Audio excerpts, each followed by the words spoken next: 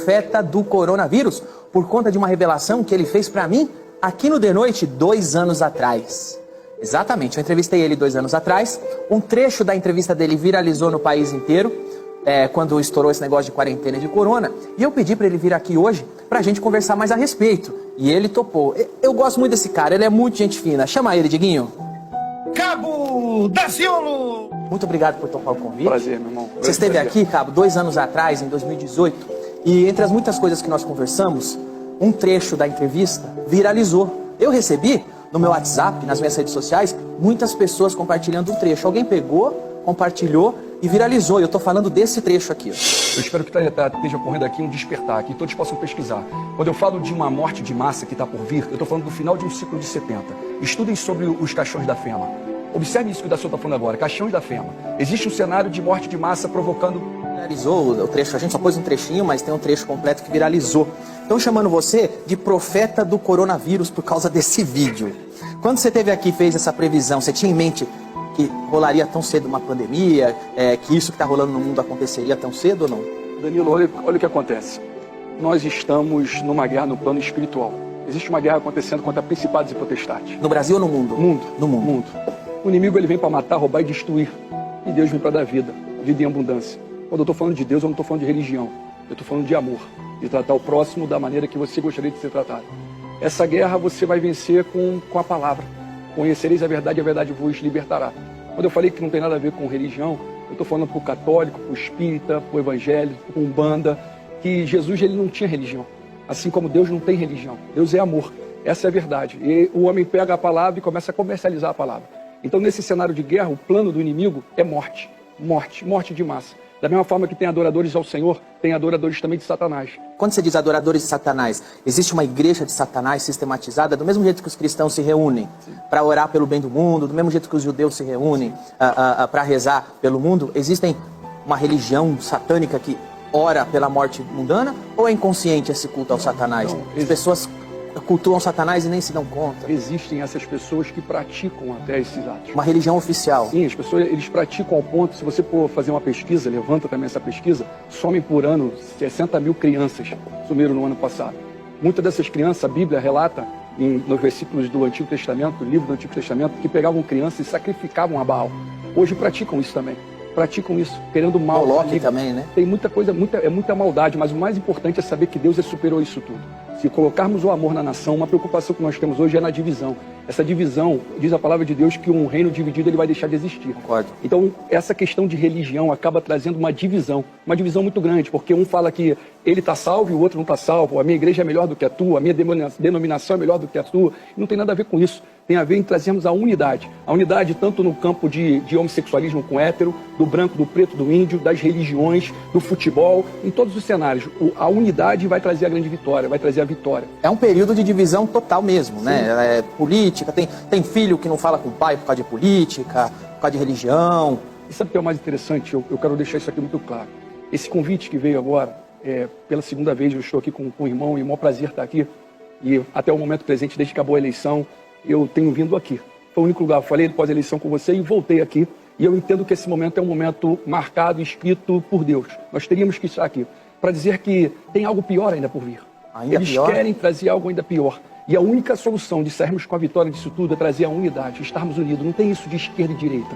Eles são todos amiguinhos. Esse papo de esquerda e direita, as pessoas estão se confrontando. Você vê a rede social, as pessoas estão... Se você falar mal do Lula, as pessoas vão lá e se você falar algo do Bolsonaro, as pessoas vão lá e agredindo uma outra, chegando a ter divisão dentro dos lares, das casas, das famílias. Isso aí está destruindo a nação. Isso vai trazer um dano muito maior. Eu acho que para a família, né? Isso, na casa. Não, a gente, tipo, irmãos, primos, não se falam por fator de esquerda e direita. Quando a gente fala, por exemplo, deixa eu pegar uma coisa da Bíblia, que Jesus fala assim, eu não vim trazer a paz, mas a espada. Ele está falando que veio trazer divisão? O que ele está querendo dizer? Na verdade, o Senhor Jesus, ele é amor o tempo todo. Ele coloca o amor. A verdade é que a palavra de Deus ela é muito verdadeira. Quando ela entra, ela é uma faca de dois gumes. Ela entra e faz algo concreto e verdadeiro. O mais importante que nós temos que colocar aqui em mente e deixar muito claro, meu irmão, é que nós precisamos levar a nação a clamar. Precisamos, independente de religião. Esqueçam religião. Eu estou falando de amor. Levem a nação a clamar, porque o plano do mal é morte de massa. É morte de massa. E eles fizeram um teste. Eles testaram. O coronavírus foi um teste de algo infinitamente pior que eles estão planejando para o futuro. Quando você diz eles, quem são eles?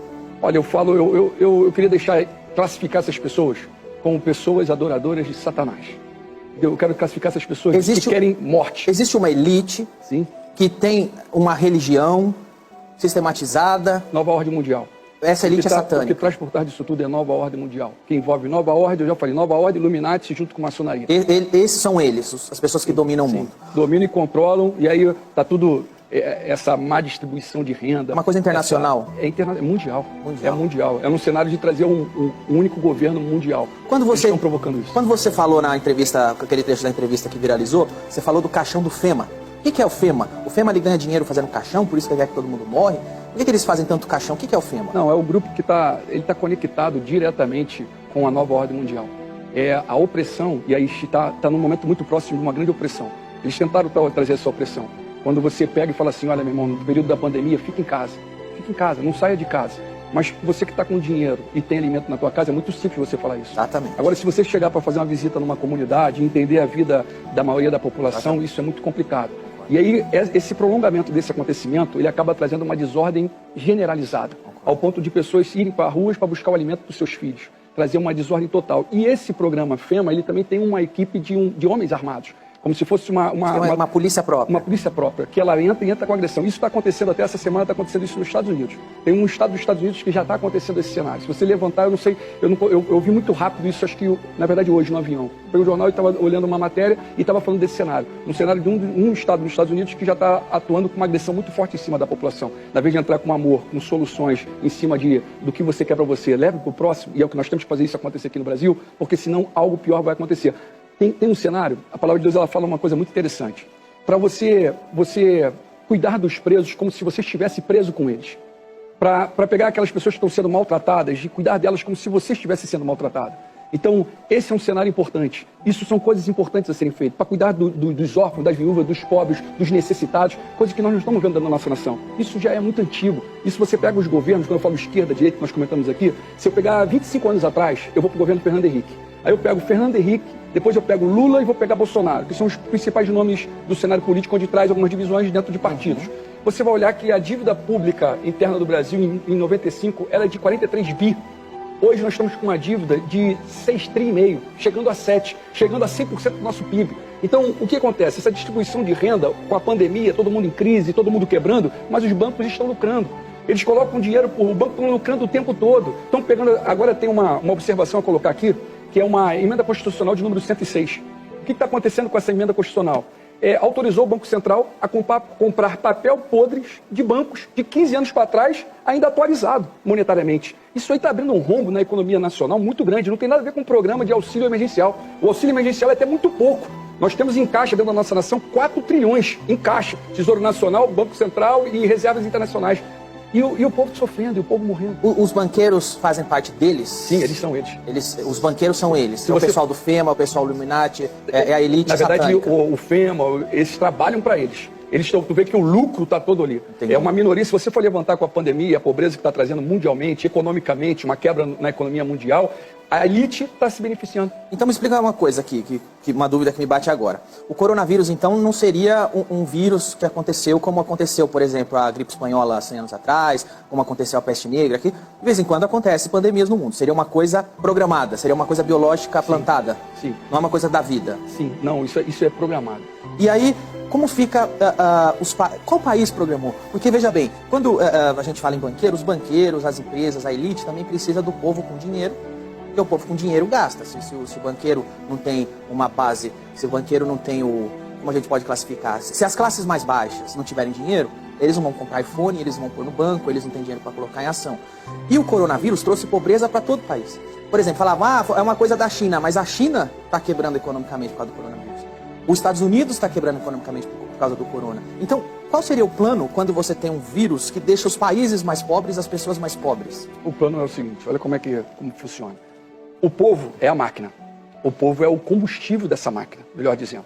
Só que nós estamos chegando agora na 4ª Revolução Industrial, onde as máquinas vão substituir o ser humano. Acho que vai acontecer uma coisa tipo o Exterminador do Futuro, a gente vai ter robô tomando Você acha que chega lá? Posso falar, se você for olhar agora e você vai fazer levantamento, as máquinas já estão entrando, tem cachorro já, robô. Tem câmeras hoje. Se você for parar para analisar o momento do coronavírus, o ápice do coronavírus, logo no início, onde todos estavam verdadeiramente em casa, é um momento onde eles atuaram. É um momento onde eles colocaram, vou dar um exemplo, monitorar o povo ainda mais. O povo se ausentou e eles botaram câmera onde eles quisessem colocar câmera. Entendeu? É um momento deles, exclusivo deles. É a preparação para um reino mundial do anticristo. Para algo que está infinitamente pior para acontecer. Quando nós vemos aqui a primeira vez e falamos disso, muitos acham que esse tema inicialmente era uma grande loucura.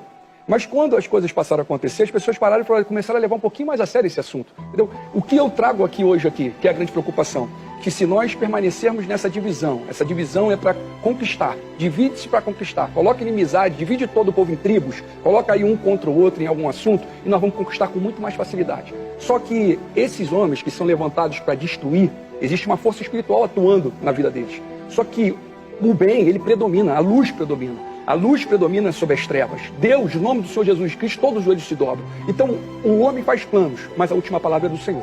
Como eu acredito que nós vamos vencer essa batalha? Eu acredito que vai ser justamente trazer a unidade, que ela vem através do Espírito Santo e com amor. E nós vamos bloquear esse cenário de maldade. Eu creio que do Brasil sai um avivamento para o mundo. Eles ficam o tempo todo tentando criar o fim. Eles ficam o tempo todo tentando trazer a vinda do anticristo, trazer o fim. Meu irmão, o fim funciona da seguinte forma, ninguém sabe.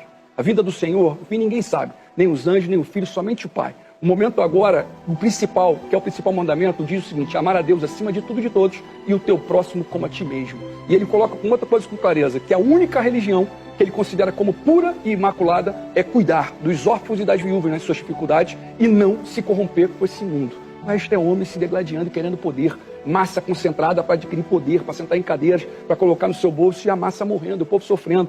Eu creio que nós temos um chamado, e todos que estão ouvindo essa mensagem têm um chamado e têm um propósito. E esse propósito é vencermos essa batalha com a munição que é o amor. Vamos trazer o amor e vamos sair vitoriosos. Agora, o que não ficou claro para mim é, a elite precisa de uma base que tenha dinheiro. Sim. E o coronavírus está empobrecendo todo mundo. Não é pior para eles? Não. Por exemplo, se eu sou dono de um banco, de uma loja, eu quero que as pessoas tenham dinheiro para pôr no meu banco. Quanto mais pessoas terem dinheiro, mais eu vou ficar rico. Se eu faço iPhone, quanto mais a África tiver dinheiro, mais iPhone eu vou vender. Porque se hoje eu só vendo nos Estados Unidos, eu vou vender na África também. Então, eles não vão acabar empobrecendo junto com o mundo? Não, eles já projetaram um momento de economia e de um governo programado para novo sistema? massa. Um novo sistema. Novo sistema financeiro? Uma nova era, uma nova moeda, uma moeda única que vai ter que ser implementada. Entendeu? Um único governo que vai ter que ser implementado. Esse período de corona está totalmente ligado ao plano deles? Sim, conectado ao plano deles. Eles experimentaram como é que o povo ia reagir com isso tudo. Eles trouxeram uma depressão. É um teste ou é uma coisa que já está valendo? Não, valendo como programado, é um primeiro passo de onde eles querem chegar. As pessoas estão vivendo oprimidas, estão assustadas, estão depressivas, quantos suicídios estão vindo, quanto o distanciamento entre familiares está ainda maior. Entendeu? Então, pessoas nesse momento do coronavírus, principalmente no momento de maior aflição, de maior tensão, as famílias estavam separadas ao ponto de mãe estar no lugar, o avô está em outro, os avós em um lugar, os filhos em outro, e as pessoas se falando à distância. E tu imagina essa pessoa que está sozinha, sofrendo toda essa pressão, e a mídia o tempo todo só falando de morte, de morte, de morte, de morte. Como que, na sua opinião, é a maneira correta de lidar com esse momento? Porque eu sou dividido. Eu acho que, como você citou, você vai numa comunidade ou você vai num lugar mais pobre, que é mais ou menos de onde eu venho, muitas pessoas moram próximas. Às vezes eu morava num quarto de sala que você tinha 6 pessoas morando junto. E aí como a gente faz? Porque se a gente se isolar e a gente não for pra rua, passa fome e começa a ter dificuldade. Mas se a gente for, qual é o risco da gente pegar a doença e trazer pro seu pai, pra sua mãe, pra sua avó que mora com você, e aí trazer risco pra eles? Então, o que a gente deve fazer? Na verdade, nós não trabalhamos com prevenção. Não houve prevenção. Só colocaram o isolamento. Se você olhar as primeiras mensagens que foram colocadas para toda a nação, é que se por um acaso você tivesse febre, se você tivesse com dor de cabeça, só depois desse momento, você está com febre, dor de cabeça, não é para você ainda lá buscar o atendimento médico, não. É só se você tiver com falta de ar, que era para você ir lá buscar o atendimento. Quando você ia até um hospital com dor de cabeça e febre, as pessoas mandavam você voltar para casa, sem te dar nada de preventivo, para poder sanar aquele momento, e ao mesmo tempo esperar se por um acaso você tivesse falta de ar, que aí você teria que ir lá. É de propósito? Para causar uma higienização, para matar? Eu vou dar um exemplo de uma médica. Existe uma médica, Eunara. Ela é daqui do hospital aqui de São Paulo. Eu vou lembrar do nome do hospital. Daqui a pouco eu lembro o nome do hospital. Por que eu quero falar dela? Porque essa médica, ela veio com um estudo dela, que virou um estudo científico mundialmente, onde ela coloca um tratamento com heparina, onde as pessoas nem chegariam ao fato de ter falta de ar, de ter que ir para o respirador.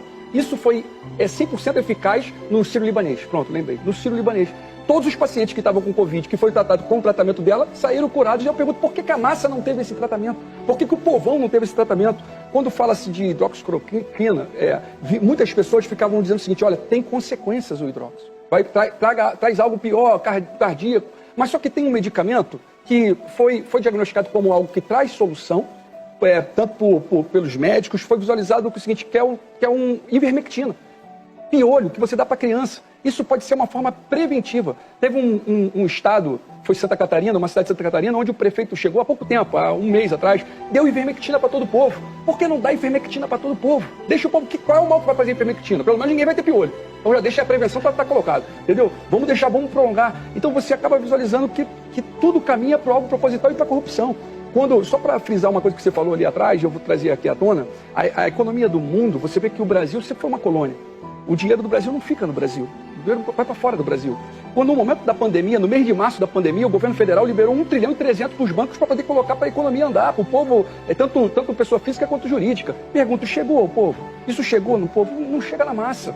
Mais de 700 mil empresas, grandes e pequenas empresas, faliram nesse momento, quebraram. O que acontece? O governo, ele está na mão dessa sociedade mundial, está na mão dos bancos. O que o governo deveria fazer? Ele consegue tomar uma atitude independente deles? Existe um grupo, se você for analisar, quero deixar muito claro aqui, ó, o presidente Bolsonaro, eu tenho ele com muito carinho. Eu conheço o presidente Bolsonaro antes dele ser presidente. E a fala do presidente Bolsonaro antes de ser presidente era uma. Hoje ele é outra pessoa. Tá? Eu falo do Bolsonaro, mas posso falar do Lula, posso falar do Fernando Henrique, que eu amo todos eles. Mas o meu amor maior é pela minha nação. Eu sou um patriota nacionalista, eu defendo o meu povo. O povo que está necessitado, carente, essa covardia dos que estão presos. Mas não deve ser fácil estar no lugar do Bolsonaro também, porque ele deve sofrer pressão de todos os lados. De todos os lados, mas eu estou falando com a elite mundial. O presidente Bolsonaro, antes de sentar na cadeira, ele conversou com a família Rockefeller. Ele conversou com a família Rockefeller, salvo engano, em 2017, antes da eleição. Ali começa a grande mudança. Eu digo que Paulo Guedes, que está sentado aí, é o grande vilão. Paulo Guedes foi preparado, capacitado pelos Estados Unidos para entregar a nossa nação. E está entregando toda a nossa nação. Está entregando O que você chama de entregar? Entregar é o fato da economia do nosso país está sendo voltado como exemplo agora uma emenda constitucional de número 106, que está autorizando o Banco Central a comprar papéis podres de 15 anos de banco, que vai ser um rombo de trilhões para a nossa nação. Mas isso não é, por exemplo, o Bolsonaro ou o Paulo Guedes que assina. Tem que passar pelo Congresso. Eles não podem dar uma canetada e passar. Não vai... Eles passam pelo Congresso. Aí, se eles têm um plano, chega no Congresso, o Congresso desmembra tudo, vira outra coisa. Emendas parlamentares, meu irmão. Chega no momento próximo de ter que passar algum projeto, eles liberam dinheiro. Vai liberar agora 1 bilhão para tentar tirar o FGTS, tirar 13º, escravizar o povo ainda mais, como foi na reforma da Previdência. Uma matéria que o presidente Bolsonaro sempre foi contra. E aí ele foi lá favorável. Como é que eles fizeram? Eles liberaram dinheiro para os parlamentares, de emenda parlamentar, que eles vão mandar para os seus estados. E aí o varão lá, que está sentado na cadeira que o povo colocou lá, na vez de representar o povo, está representando essa elite. Mas qualquer movimento que eu vejo, às vezes, que o presidente... Pode ser qualquer presidente, vamos falar do atual. Às vezes, qualquer movimento que eu vejo que o presidente toma, que talvez seja bom para o povo e contra a elite, ele é massacrado. O Congresso vai e fala que ele não pode fazer isso, acua o cara no canto. Ó, se você continuar fazendo isso aí, nós vamos te impeachment. Olha, se você fizer isso aqui, o STF vai te ferrar. Você não acha que às vezes o presidente fica refém da máquina política? Não é só da tal elite mundial. A própria máquina política brasileira, o sistema político brasileiro, deixa o cara refém. Na verdade, essa cúpula, o governo, ele tem uma cúpula que está ditando para onde vai caminhar. Essa cúpula está recebendo ordem. O presidente ordem deles, você diz. Ordem da sociedade mundial. Eu dou um exemplo. Hoje, eu vou falar aqui bem claro isso. O nome que está comandando a entrega da nossa nação chama-se Paulo Guedes, hoje dentro da nossa nação. Agora, só uma conclusão disso tudo aqui. Algumas falas do nosso presidente em determinado momento, ele veio justamente para, a vontade dele e a fala dele, vindo candidato, era romper com isso tudo, era parar com isso tudo. Foi nisso que o povo votou? Sim, as pessoas estavam cansadas também de 13 anos de PT que estavam entregando também a nação toda.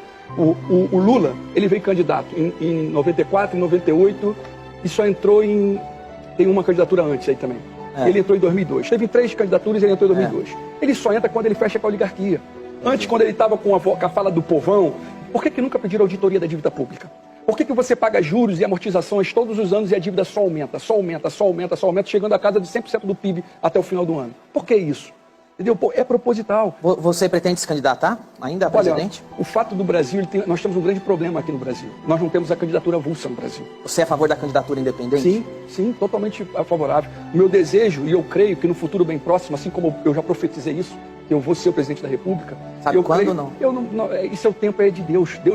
Eu me coloco à disposição para grandes transformações e grandes mudanças. Entendeu? Só que confrontar isso tudo, só tem como você fazer essa batalha no plano espiritual. Você não pode abrir a tua boca para falar o que está sendo dito de nova ordem mundial, de Illuminati, de maçonaria, no natural não, meu irmão. É aí que eu quero te perguntar, porque se você tem planos de ser presidente, você está dizendo que quando o presidente é eleito, tanto Lula quanto Bolsonaro ou Fernando Henrique, quando um presidente é eleito, ele fica refém de uma nova ordem mundial, que não dá para governar, como é que você vai conseguir governar? Com Jesus e com o povo. Vem a massa, fica com Jesus e você abre os olhos do povo. Essas pessoas são muito grandes. Essas pessoas, pequenos para o Senhor. Mas vai dar uma guerra, o Brasil está preparado para uma guerra. Pequeno. Você falou que eles têm polícia. Essa guerra é diferente. Essa guerra ela entra no plano. Você viu aí há pouco tempo, passou um ventinho pelo sul e levantou tudo. É um toque na mesa assim, ó. Deus ele tem o seguinte, o céu é o seu trono e a terra é o estrato dos seus pés. É um sopro do Senhor. E a coisa toda muda. Pega todos aqueles que fazem parte da ordem mundial e leva todo mundo numa Você acha que a gente vai ver isso? Eu creio, a nova ordem mundial sendo varrida? Eu creio que nós só vamos ser vitoriosos se levarmos o nosso povo a clamar e os planos espiritual, o plano espiritual tem um domínio total sobre o plano carnal. Total. Só uma colocação que passou e eu acabei fugindo. Em determinado momento, o presidente ele estava indo contra tudo e todos e sofrendo também muita pressão com isso tudo. Sim. E aí você vê que houve uma grande articulação onde o que estava sendo dito lá atrás hoje mudou. Hoje já está todo o Centrão já está fazendo parte disso tudo. Foi entregue um monte de cadeiras já. Então, infelizmente, está andando desse lado. Eu acho que tem pessoas, poucas, não são muitas, mas tem pessoas verdadeiramente de Deus próximo do presidente. Mas tem muitos vilões ali. Uma das piores coisas que eu vi dentro do Congresso Nacional foi a bancada evangélica. Falam de Jesus da boca para fora. São comercializadores da palavra. Tem envolvimento com maçonaria. Estão comercializando a palavra de Deus. Mas tem homens de Deus. Existe homem de Deus. O Bolsonaro, ele precisa, porque o Bolsonaro tem coração bom. O problema é quem está em volta do Bolsonaro. Quem está ali instruindo, quem está até sendo o articulador espiritual, pessoas que estão elevando num grau de espiritualidade, na verdade, que ela está vendida, corrompida há muito tempo. Você acha, às vezes, que o entorno do presidente acaba mais atrapalhando, afastando aliados, afastando pessoas de boa vontade? Acaba levando para o cenário da política tradicional. Você conhece o Kanye West? Aquele rapper americano? Como é que é? O Kanye West é um rapper americano que também é cristão, lançou um disco cristão de gospel recentemente, e ele falou o seguinte, ele falou que ele acha que a vacina do coronavírus, quando surgir, vai ser a marca da besta. Você concorda ou não? Não, não diria isso. Eu não... Você confia na vacina do coronavírus? Você vai tomar vacina quando sair? Porque ela vai vir de algum canto, ou vai vir da China, ou vai vir da Inglaterra, hoje, quando ou nós chegamos aqui, Unidos. Hoje, quando nós chegamos aqui, eu achei algo bem interessante que aconteceu. A primeira coisa que aconteceu aqui foi você ir fazer um exame. Eu fui ali fazer o exame pela primeira vez do Covid hoje aqui. Eu acho que as medidas, eu acredito muito também na ciência de homens que foram capacitados e preparados. Você acha que a ciência é a solução para esse momento? Eu acho que investir em educação, ciência e tecnologia é fundamental. Aconteceu que em 2018, a minha esposa ela foi diagnosticada com leucemia, hoje curada para a honra e glória do Senhor Jesus Cristo. E eu refleti muito, porque naquele momento eu ainda tinha um plano de saúde, e eu pude levar minha esposa para um tratamento eficaz e imediato. E ela teve os medicamentos e veio com a cura para a honra e glória do Senhor Jesus, falo de novo. E as pessoas que não têm? E os hospitais públicos que estão todos abandonados propositalmente? Fazem de propósito. Por que não é de propósito? É proposital. Ou é negligenciado? Fala, tem esse dinheiro, mas eu vou roubar em vez de pôr lá. Ou é de propósito? Não põe lá que é para o pessoal morrer. Olha o sistema de saúde que nós temos, o SUS. Por que o Ministério da Saúde e o SUS não fica conectado em prol do povo? Por que não tem investimento na saúde pública nacional? Por que não bota investimento na educação pública nacional? Por que não investe em ciência e tecnologia de forma eficaz e verdadeira? Mas não é porque estão roubando e estão desviando? É muito além. O propósito é que você vai escravizar, dá conhecimento ao povo e o povo se liberta. Deixa o povo sem conhecimento e você vai escravizar esse povo. É o que eles fazem. Você não dá conhecimento e dá migalha ao povo. Quando o povo despertar, e haverá o despertamento, porque o avivamento, a presença do Espírito Santo é muito grande. E esse avivamento, eles não estão preparados para esse confronto. Eles estão preparados para que você te bater, dar um tapa na tua cara e você revidar. Eles estão preparados para isso. Mas eles não estão preparados em te dar um tapa e você não revidar. E você ainda orar por eles. Então, quando você ora por aqueles que te perseguem, meu irmãozão, você ganhou a batalha. Nós temos que orar por aqueles que fazem parte do Illuminati. Nós temos que orar para aqueles que estão na maçonaria, na nova ordem mundial. Nós temos que orar. Para quê? Para que eles possam encontrar o amor. Para que eles possam encontrar Jesus. Você acha que eu devo orar até mesmo pelo Diguinho? Diguinho, a verdade é o amor que esse homem tem por você, meu irmão. É por isso que ele está falando isso. E se for contar o que acontece da senhora, você sai dessa cadeira na hora. Ele tá inventando. Diguinho já botou molho barbecue na hóstia, né? Danilo, sabe uma coisa que acontece? No primeiro momento da candidatura, quando nós viemos, nós não éramos uma pessoa conhecida nacionalmente. e aquela porta se abriu de forma sobrenatural. Hoje não é o teu desejo de vir candidato. Quem comanda são os partidos. Entendeu, meu irmão? Eu, no meu coração, até vou revelar algo aqui que eu não havia falado para ninguém, eu quero deixar aqui. Hoje eu coloquei uma estratégia para ter a oportunidade de vir candidato à majoritária novamente. O Rio de Janeiro, por exemplo, o mundo, quando fala de Brasil, as pessoas falam Copacabana. Copacabana, Rio de Janeiro. Rio de Janeiro é o maior exemplo de corrupção, o maior exemplo da violência, da marginalização, da milícia. Só que você tem um exemplo, a milícia e o tráfico. Mas eu vou te dar algo que é pior do que a milícia e o tráfico. É o próprio governo. O governo que cria eles. É a ausência de ações públicas verdadeiras e eficazes para o povo que cria tudo isso. Então isso é tudo, volto a dizer, proposital. Então eu coloquei no meu coração que se... Agora nós temos a campanha de prefeitos. Está difícil dessa porta se abrir. De forma sobrenatural, hoje eu estou no PL. E fui para o PL porque as outras portas todas se fecharam. E no último momento, dia 30 de março, faltando 4 dias para acabar o momento de você se filiar a um partido, eu recebi uma ligação do PL e fui para o PL no propósito de vir para uma candidatura a prefeito do Rio de Janeiro. Mas eu não venho prefeito de 4 anos. E o povo precisa saber isso. Se essa porta for aberta, e está aberta até o momento, eu sou um prefeito de 2 anos, para mostrar algo verdadeiro que tem como fazer em 2 anos, tem como fazer em 1 ano, tem como fazer. É até um grande risco. Você pode botar em risco toda a tua vida política. Você está deixando uma declaração que depois todo mundo vai usar. Do mesmo jeito que usou aquela, vai falar, olha lá, foi eleito prefeito, falou que dá para fazer em 2 anos e não fez nada. Pode acontecer isso aí. Você está deixando um registro falar, aqui. Eu vou botar em risco, então, tudo em jogo do cenário de transformação da minha nação politicamente. Eu vou pegar eu venho na contramão de todo o sistema, eu não aceito cadeira de ninguém, eu não sentei em cadeira de ninguém, não fechei com ninguém, respeito todos eles. Mesmo? Porque você disse que o atual presidente também tinha o discurso de ser a contramão. Chegou lá bem intencionado, segundo você diz, não conseguiu fazer, teve que voltar atrás e fazer a vontade deles. Dá mesmo? Irmão, dá para fazer, são as alianças, Varão. O presidente ele estava bem intencionado, mas de cara o vice é o Mourão. O Mourão, meu irmão, o Mourão, com todo o respeito aqui que eu estou falando aqui com o vice-presidente, eu vou falar para o presidente, vigia com o Mourão. Mourão quer a cadeira dele, Varão. Mourão é um grau 33 da maçonaria. Mourão quer a cadeira dele. Os inimigos estão do lado. A maçonaria é ligada a eles. É elite. É uma filial deles. Desde que a nação brasileira, eles controlam tudo. Só que é liberdade, igualdade e fraternidade só entre eles. E o povão está sofrendo e morrendo. Isso não tem como. Entendeu? Então, quando eu falo maçonaria também, eu prego amor para eles. Eu quero que eles conheçam Jesus Cristo. Eu quero que eles tenham um contato, não tem nada a ver com religião, entendeu? A maçonaria, na verdade, ele está lá dentro da católica, ele está dentro do evangélico, ele está dentro do espírita, ele está em todo que é lugar, entendeu? Eu quero esses homens para Jesus, pensando no próximo, pensando no povão que está morrendo. Bom, Cabo, quero agradecer sua presença aqui, pela nossa conversa. Muito obrigado por ter vindo. Glórias. Tá bom? Glórias. Foi um prazer recebê-lo.